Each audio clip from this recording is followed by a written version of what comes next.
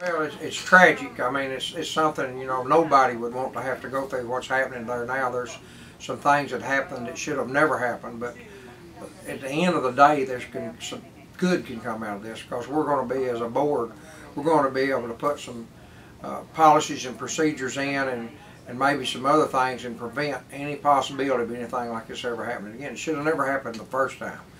But anytime you've got a part-time board, and I'm certainly not making excuses, but you've got a multi-million-dollar agency, you've got to put in some checks and balances to make sure it doesn't go awry. And there's no question there were not enough checks and balances, but I can assure you, when the dust settles, there's going to be some checks and balances, and I don't think we'll ever see this again. So in that regard, it's a tragedy to go through, but at the end of the day, it's going to be a blessing, because we're going to be much better off.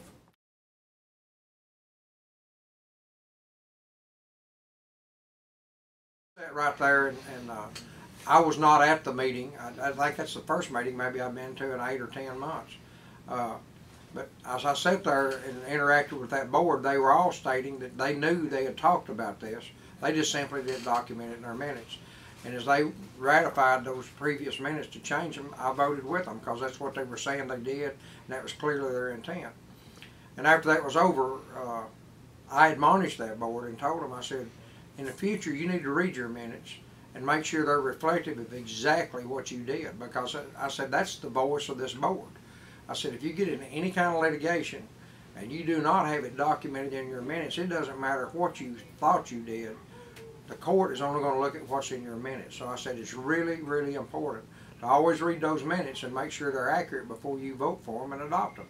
And it turns out, since then, I was not able to make the last meeting because I was out of state, but they've rescinded that vote and now decided that they did not take that action, and so they've rescinded those minutes. So evidently they took heed to what I told them that day. They need to make sure they are accurate.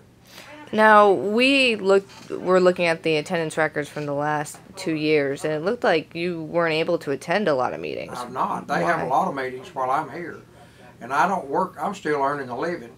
So when they decide to have a meeting at 10 o'clock or 11 o'clock in the day or at 1 o'clock in the afternoon, a lot of times I'm on the job and I can't just walk off the job. So all of them are elected officials. And Senator Burks and I are legislators. She runs a farming operation, and we can't always break loose. But I think they're going to have a meeting. One of the boards, it's not the main board, but there's a board that I do not sit on that's going to meet Monday. And I'm going to try to attend it if I can. But there could actually be something at work, even prevent me from going to that meeting, but I'm going to try to attend it. Do you think that kind of begs the question of whether this board needs to be reconstituted or kind of re-put together to assure that people who are appointed to it, you know, do have schedules that can make it there?